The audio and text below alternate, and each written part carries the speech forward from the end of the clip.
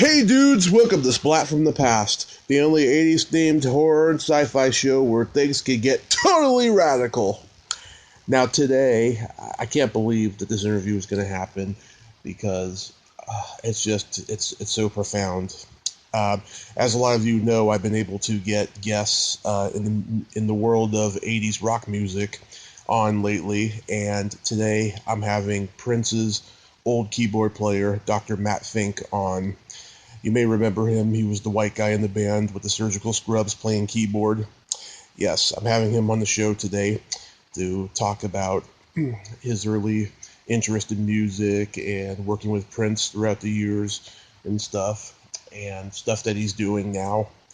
And I just can't wait. It's going to be so awesome because I'm a huge Prince fan and I'm just super excited beyond words. So yeah, here is my interview with Dr. Matt Fink.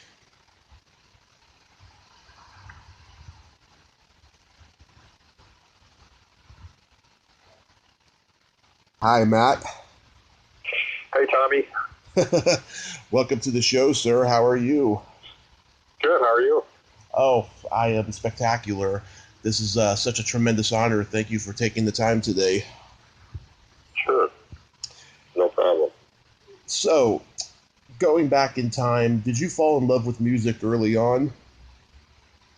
Yes. Mm-hmm. So, how old were you when you started playing piano and all that?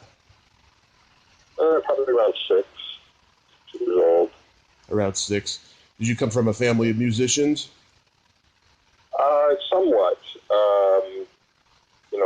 Some of my grandparents played a little bit. My dad did, and my mom both played piano a bit. But they were primarily theater people. But they did musicals, and they did singing work, but they were highly active in the Minnesota or Twin Cities, Minneapolis, St. Paul theater scene here. So that they were doing theater, they were doing doing voiceover work for commercials and on camera stuff too. They did all kinds of stuff like that when I was growing up, and even after I was in Prince, my dad and my mom both stayed active in that side of things. Wow. Did they approve of you just going into music and not theater? Yeah, absolutely. I mean, I did a lot of theater too growing up. I did all kinds of stuff. Did plays, school plays. I also did some, educational recording work, and even at the age of 14, I had a radio show. Oh. At the University of Minnesota, that I did, where I was the host of a health topics show, where I interviewed this one guy who was a real doctor every week. But we do the shows in one afternoon, evening, for all of the shows that were, once a week broadcast throughout all the middle schools around the Twin Cities. It was an educational thing with the University of Minnesota's educational channel, or I'm sorry, their in-house station, which was called KUOM. Mm-hmm. Wow, so you said you were 14? Yeah, I was 14 at the time. Wow, so you were a prodigy. In some respects, yeah. They had the scripts written out for me in advance, so all I had to do was read the questions, and there was a health topic for each show. So, yeah, I was involved doing that at that age. Yeah. What kind of music did you grow up listening to? Well, pop music, of course, but there was all styles being played in our house growing up, so you had everything. We had a pretty eclectic record collection that my parents cultivated, from classical to jazz to pop and rock and Broadway and all of that stuff. They exposed me to everything.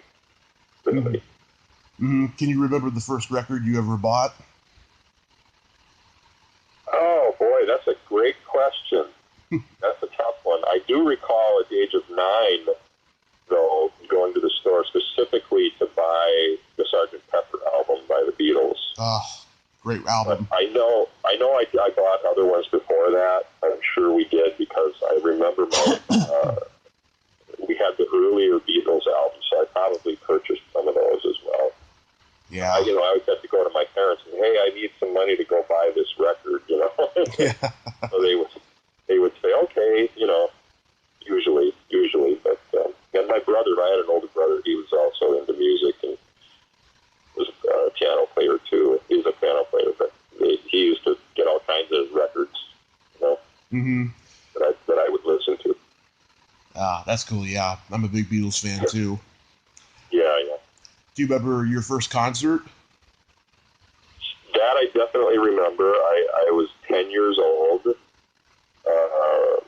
As far as rock concerts, I know my parents took me to see probably some orchestral type stuff at a younger age. And when I was 10, that same year, I went to see a couple Broadway plays in Chicago with my folks on a trip.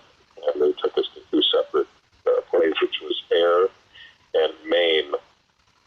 And that was my exposure to, live Broadway theater at that time. I mean, I'd been seeing plays and stuff prior to that, of course, and seen plays that my parents were acting in.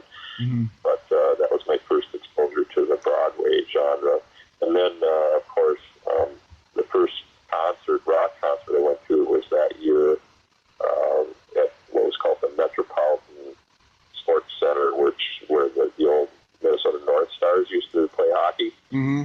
And all the big artists would come to that venue, and I went and saw a Three Dog Night with about three of my buddies, and it was also their first concert, and all three of those guys eventually would become part of our first band at the age of 12 and a half, I believe. We were playing already in a band which was comprised of those guys, which all lived in my neighborhood, and so that was very exciting. And, in those days, your parents could drop you off at the venue and say, okay, we'll be back at such and such a time to pick you up. And we were 10.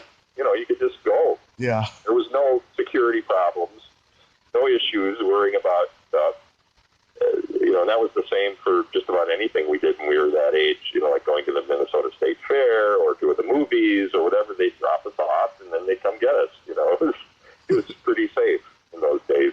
Didn't have to worry about being abducted by anyone. Or, usually things have changed. But go ahead. Yeah. Next question. Totally different world now. Yeah. So what year did you meet Prince and how? Well, I met Prince actually at my audition for the band in this was October of 1978 when he was putting that group together. He had the band pretty much together at that point. He just needed this one more element, which was another keyboard player. Mm-hmm. And so at the time, leading up to that, I'd been bothering Bobby Z and bothering Owen Husney, his manager at the time, because I knew Bobby. We knew each other already from earlier days. We both went to the same high school, although he was a couple years ahead of me. But Bobby's mother and my mother both did fundraising events for the local Mount Sinai Hospital, and Bobby's father and my father actually emceed one of those events together. And when I was about, maybe 6 years old, I met Bobby when my mom went over to their house to work on something, and Bobby was there. He was 8, was already playing drums. And then, so, fast forward here, Bobby and I knew each other in high school. We were both aware of each other's bands that we were playing in and would go see each other play and stuff like that. So he actually brought me Prince's demo tape along about 1977, the year before my audition, to play me this young prodigy named Prince. And of course, when I heard it, I was flabbergasted at how great it was. And I said, well, who's the band?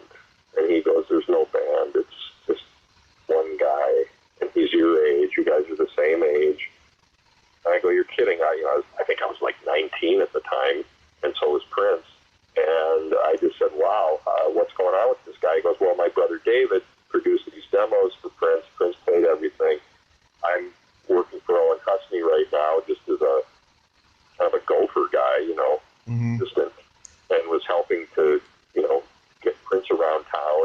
the ropes and stuff with the music business and all that. And I said, well, is he going to put a band together or do anything? He goes, well, we're about ready to go out to L.A. and New York and start shopping these demos. Owen is his manager for the record deal. So once he got signed and was starting to put the band together, I was kind of aware that they were going to start doing that. And unfortunately, in the beginning of it all, they hired another local keyboardist who's actually a great friend of mine by the name of Ricky Peterson. They brought him on board because he's just an amazing guy. He's been out on tour with Fleetwood Mac recently. Mm-hmm. And in the end, Ricky opted out after being around Prince for a while. It's not that he didn't like working with Prince. He just had other things going on, production work. He's just a great producer and musician in his own right. So he just opted not to be a sideman for Prince at that time. And, oh shoot, someone's calling me. I have to grab this call. Well, I'll call him back. It's okay. Anyway, as I was saying, so then when Ricky stepped down, within a few months of being in the group, I'd heard about that. And then I called Bobby and I said, is there any chance I can get an audition? And he said, let me find out. And then I called Owen and asked him to, and then they said, yeah, we'll set it up for you. And that's when I went in and had my first meeting with Prince. Wow. And do you know the story about how he got discovered and signed to Warner Brothers? Say that again? Do you know the story about how Prince got discovered and signed to Warner Brothers? Well, he initially was, I believe his band Grand Central went into Moon Sound Studios, probably maybe 75 or 6, somewhere in there. I can't remember for sure, probably 76-ish. And Chris Moon, who owned that studio, heard Prince and Grand Central and was just, of course, also blown away by these young, talented kids. And so he went to Prince, too, and he said, hey, you thought Prince really stood out. And he just said, how would you like to come in here and do some demos here at the studio? I'll help you out, and I'll give you the keys to the studio, and we can do whatever we want. I'll teach you how to run things and blah, blah, blah. So Chris Moon gave him a big break there. And then Chris, as time went on, that same year, he decided to introduce him to Owen and some other local music business professionals to see what they could do with Prince. And that's how that connection was made. So the person that really discovered Prince and got him going was probably Chris. And, of course, Peppy Willie, who was married to Prince's cousin, also mentored Prince prior to Chris Moon in various ways, too. So between Chris and Peppy, the both of them were instrumental in those early days in getting Prince jump-started. And then Owen came in with his connections to create that demo with Bobby C's older brother, David, who's, very talented guitarist and songwriter and producer in his own right. So that's how that all came together. And then, of course, my connection to Bobby allowed me to get my foot in the door at that point for an audition. Although, I was still up against about 8 other guys. Mm-hmm. So I really had to prove my mettle at that point. Yeah. And so Prince, fortunately, chose me to be his keyboardist at that time, along with Gail Chapman, who was the other keyboardist in the group at that time. And how did you come up with this persona of a doctor in surgical scrubs? Well, in the earliest version of the group, with myself, Gail, Des, Andre, Simone, and Prince and Bobby, we got our first big break opening for James in the late fall of 1979 through spring of 1980. And I was wearing a different outfit that I'd chosen, which was a guy in a black and white striped jail suit, because I thought, that's kind of cool. That word goes with black and white keys. might be a nice match to have a vibe like that, and it kind of harkens back to Jailhouse Rock days with Elvis, and Right. I'd never really seen anybody else wearing an outfit like that on stage. And Prince liked that idea too, so he said, "Yeah, go for it." And and when we first appeared on American Bandstand that year, just before the Rick James tour, I was wearing that outfit. And so we get out on the road with Rick James, and we're like about 3 shows into the tour, and we're in Chicago, and Prince comes to me at soundcheck, and he says, "You know what? Rick James is wearing a jail suit on the song Bustin' Out of L7. And I said, "Yeah, but he only wears it on one song." He goes, "Yeah, but he's wearing the jail suit. You're wearing the jail suit. He's the headliner. You're going to have to change your look." I go, did Rick come to you about this?" He goes, no, it's just me. I really want you to switch it up because it's redundant, apparently." And I went, "Okay." So he said, "What was your other ideas for your stage look?" He put me on the spot right there, and I went, "Whoa, okay. Well," and I spewed out a few ideas, and I also tried to persuade him to let me wear a couple other outfits I'd worn in some previous videos, and he said, no, that's good enough. I go, "Well, one of the looks I thought of before the jail one hit me, jail suit guy, was a guy wearing a doctor suit." And he went, "That's kind of interesting. That was original. That's kind of original too." He says, "Why don't we try that out tonight?" I go, "Okay." So he sent one of our crew members out to a uniform shop in Chicago somewhere, and they brought me full scrubs and all the doctor accessories, stethoscopes and masks and surgeon caps and the whole shebang. And that's when it began. Yeah, because I remember being a kid watching the videos and going, why is the only white guy in the group wear dressed like a doctor? Exactly. But, it was actually kind of fun. It was kind of different, very different. And that's what made it. And he also really wanted me to be the quirky guy in the band. He always said that to me. I thought maybe you were trying to emulate Dr. John or something. No, I wasn't trying to do that.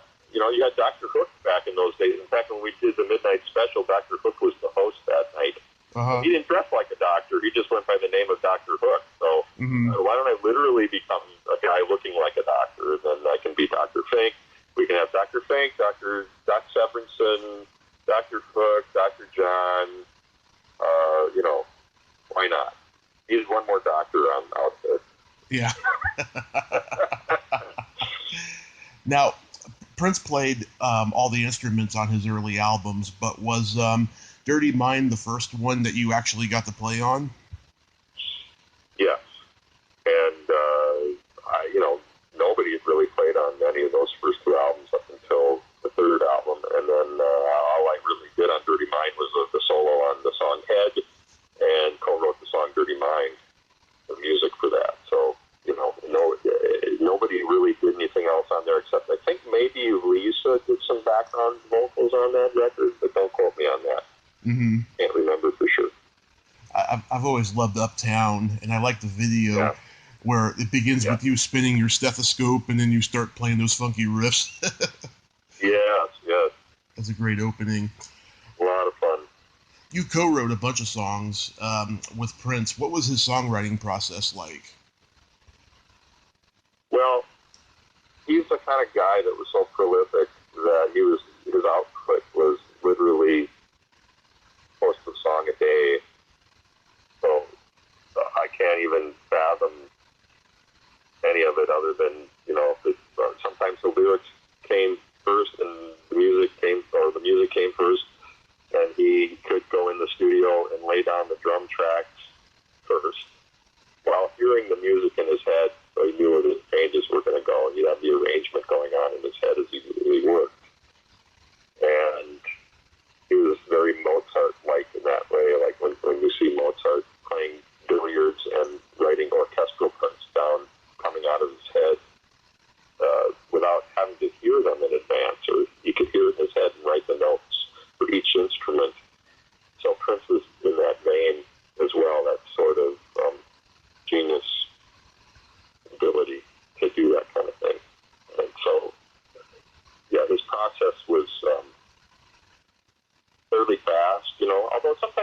lyrics for a while. I noticed that. He would kind of have lyrics kicking around for a while, and some songs came very quickly. Like when he did "Dirty Mind" with me, I went out to the studio and we laid down the keyboards and the drums together. He played drums while I played the keyboard part. Because that song, there's no bass guitar. It's all keyboard, pulsating bass in the left hand, and then the chords on the right. And then we laid that whole track in to his arrangement idea. And then the following day, he showed up at rehearsal with a finished version with full guitars, lyrics, and melody, and song, and everything done.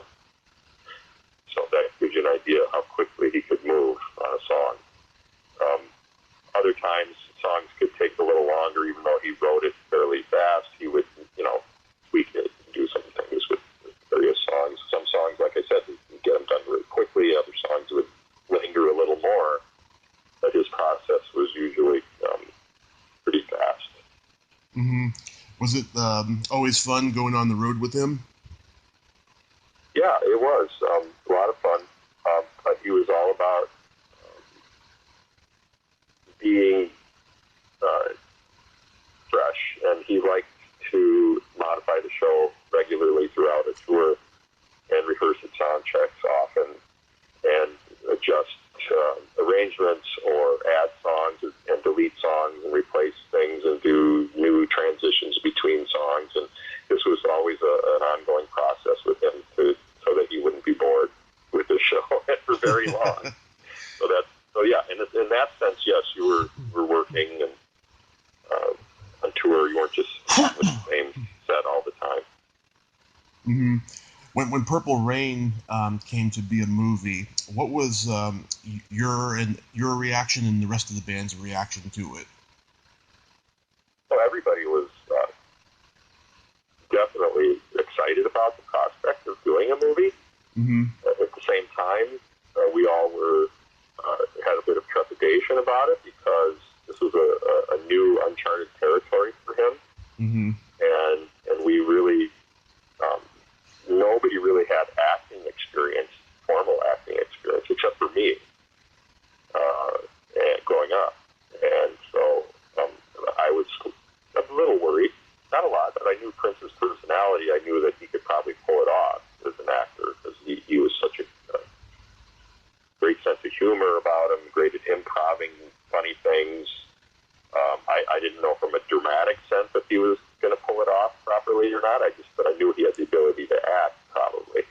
So we all questioned that side of it. Like, oh boy, I hope he can do this, or this is a little scary. I mean, yeah, he's a great songwriter and great performer and all that, but what's going to happen here when it comes time to do some intricate emotional scenes? So he did. He pulled it off, and that's all I can say. Of course, nobody was truly skeptical per se, but we were concerned. It was like, oh my gosh, this is a new thing. It's exciting.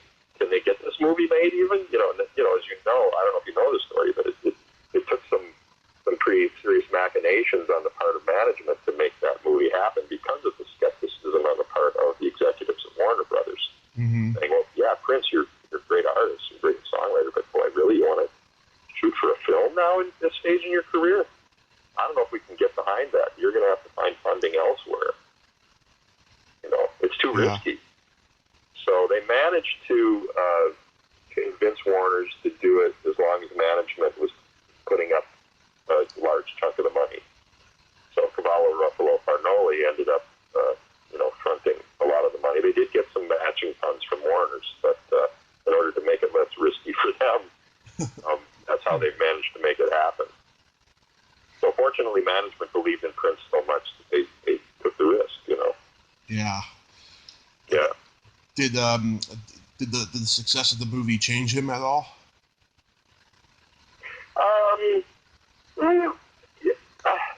A little bit. There were some, things where his confidence level, of course, was boosted even higher, and then you tend to, the ego gets a little bit bigger, from that. So, yeah, I think it changed him in some respects, but it didn't really change my relationship with him at all. We always had a decent friendship and easy to communicate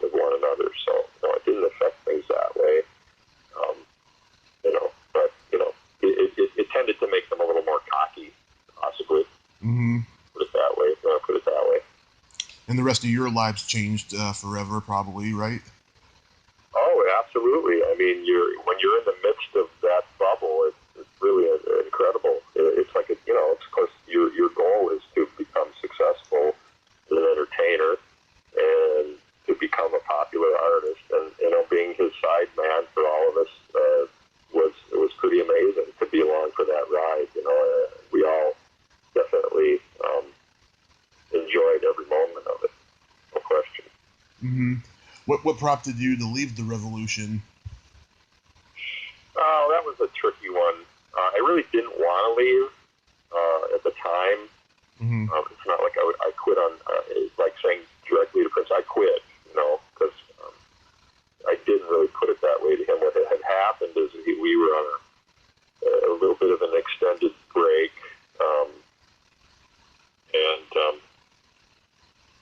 he came to me and said, hey, we got to do a show in Rio de Janeiro.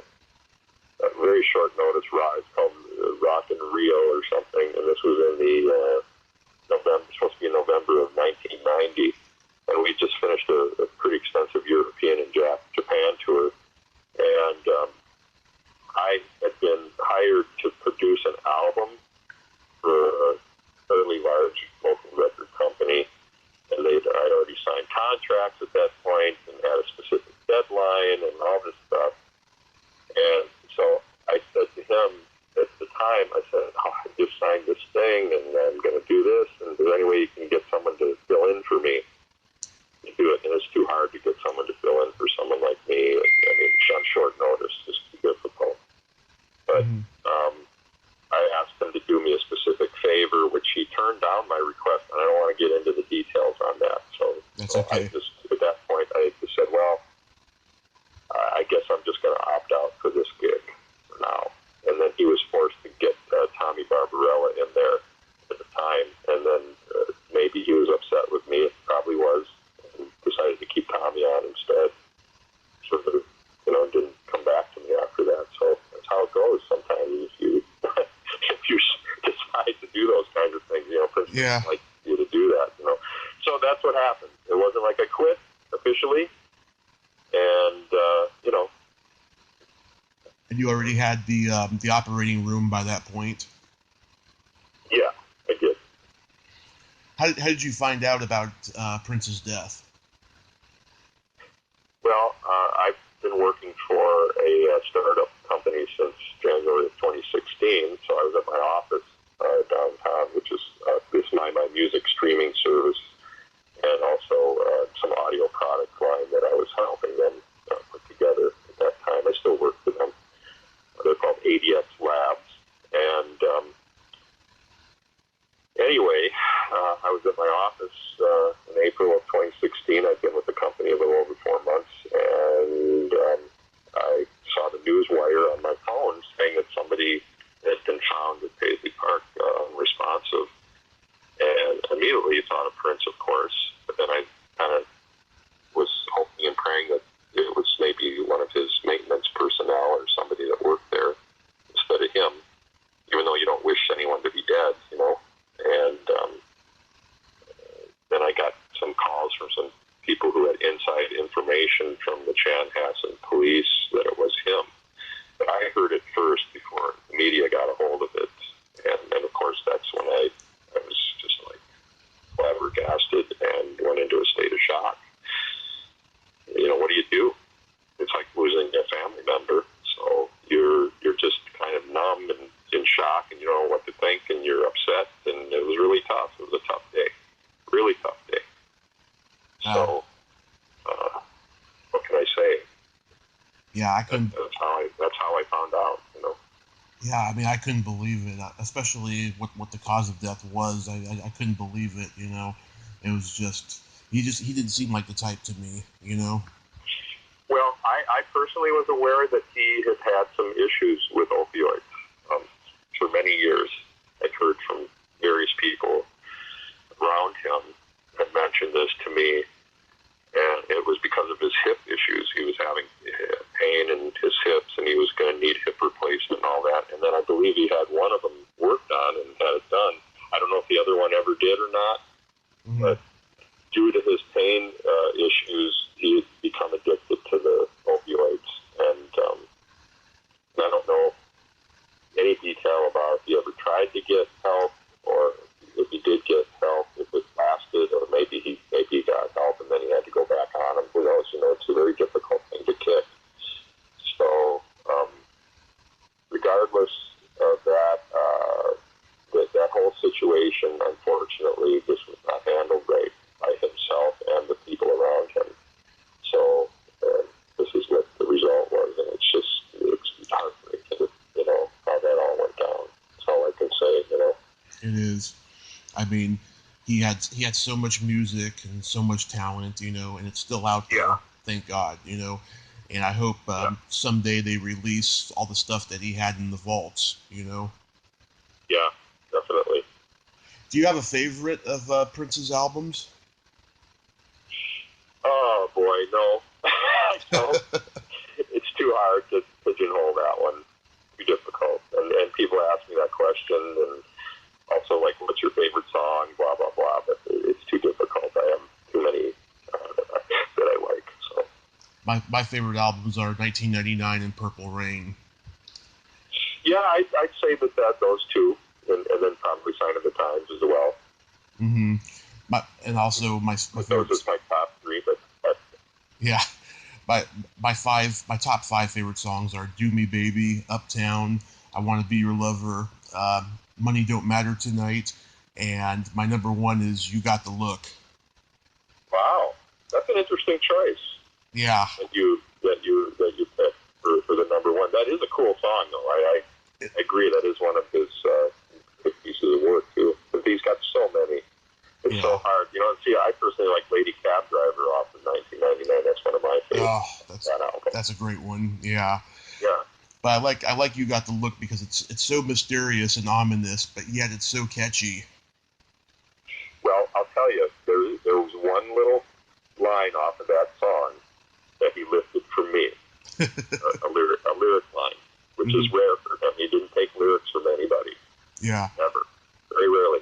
But I made a joke to him years before he ever wrote that song about when we used to go out to nightclubs and they turned the lights on at the end, the bright lights, when it was closing time.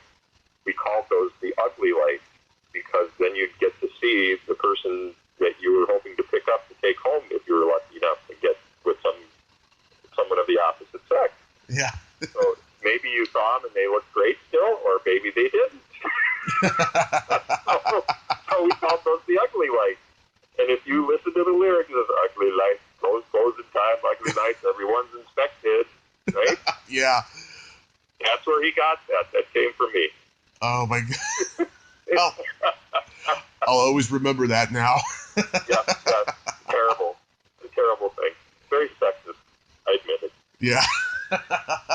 But it was the time. It was the time. It was the time, yes. So Me Too movement wouldn't have been happy. Yeah. Go ahead. So, do you have any new music or projects in the works? Yes, as a matter of fact, I have a female artist by the name of Michelle Rose that I've been working with for about a year or so, a year and a half now. Actually a bit longer, almost 2 years. And, we've done, I think, up to 9 songs together, and there's a couple posted on her YouTube page under Michelle Rose. Mm-hmm. That the 2 songs, videos. There's 3 of them now. I'm sorry, she has 3 videos up of 3 songs I've written and produced for her, along with a couple other people. But she's co-written a little bit too as well on those, and those are up and running. And there's another video about to come out, and another one after that in the works. So hopefully there'll be about 5 up there posted over the next couple months. Yeah, she's currently a student at the Berklee School of Music in Boston, Massachusetts. She's 21 now, and an aspiring artist, singer. So Nice. I really enjoy working with her. She's great. She's from here, actually just outside of the Twin Cities in a community called Stillwater, Minnesota. Mm-hmm. And then, I've been doing a lot of session work for people on the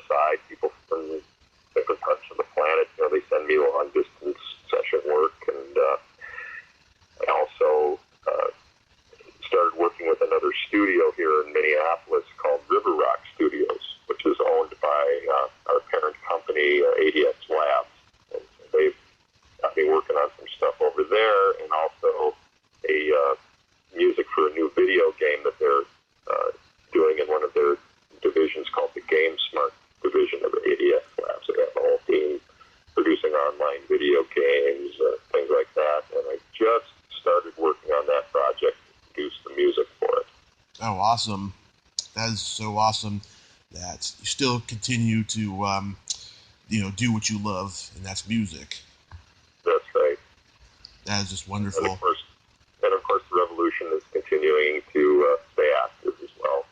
We have a show coming up on October 19th at the Longhorn City Limits gig for the University of Texas Austin at the LBJ Library outdoor field grounds. There's going to be a show there on the 19th coming up here.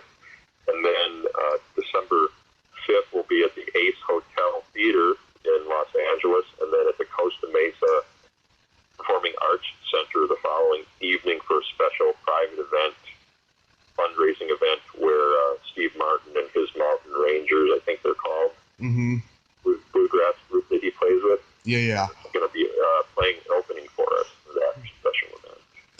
Oh, that's going to be something. Yeah, that's exciting. Wow. Well, I hope those shows are great turnouts for you, and I hope your new projects are going to be super successful, Matt. Yeah, thank you very much. Yes, and this was such a tremendous honor. Thank you for coming on today, and I hope you have a great rest of your day. Oh, before you go, I would like to mention one other project that's coming up. Go right ahead. One in Los Angeles, which will be starting next week for a few days in the studio, where we work with at-risk women, young women who are having issues, in their lives. And we have this thing called the Future Youth Records Nonprofit Company. And I've been working with them off and on since 2014, when they started this project to work with disadvantaged women and to write music in the studio and sing about women's empowerment. And that's been a very interesting project. It's really doing quite well. And then, if you go on Facebook, you can see the Future Youth Records page, or FYR, if people are interested. Oh, that's great. I think some of the songs are posted on SoundCloud too, if they want to check it out under Future Youth Records. Okay, cool. I'll check it out, definitely. Yeah. And then in November, starting on the 14th through the 17th, I will be a counselor at the Rock and Roll Fantasy Camp in Los Angeles. And the final show will culminate with Cheap Trick performing the Sgt. Pepper album with nice. myself and another gentleman, fellow keyboardist, and Andriatis is his last name, I believe. He'll be on that too. I don't know if I'll be playing the whole set, but I'll definitely be up to be playing some keyboard work and orchestral stuff with that set. And then each one of the counselors has their own group that will perform the night before a couple Beatles songs as well. Oh, cool. I remember when Cheap Trick came out with that live album about 10 years ago. I really liked it. Yeah.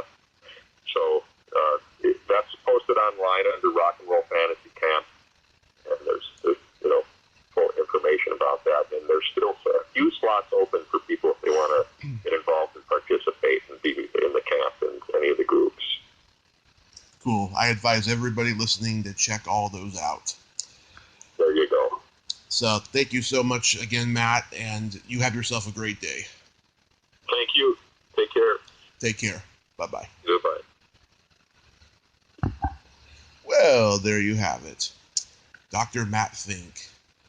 Isn't he a cool dude? Yes, he is. Oh my God. I'm never gonna listen to You Got the Look again the same after he told me that story. Oh my God, that's so awesome. Great stories though. Great guy. If you like this video, everyone, please subscribe to my YouTube channel. Add me as a friend on Facebook. Join my Tommy Kovac comedian page on Facebook. Follow me on Twitter and Instagram and all that fun stuff. Well, that's all time we have this week on Splat from the Past. Until next time, this is Tommy Throwback Kovac saying, there's no shame in living in the past, because the present sucks. Later, dudes. Let's get crazy.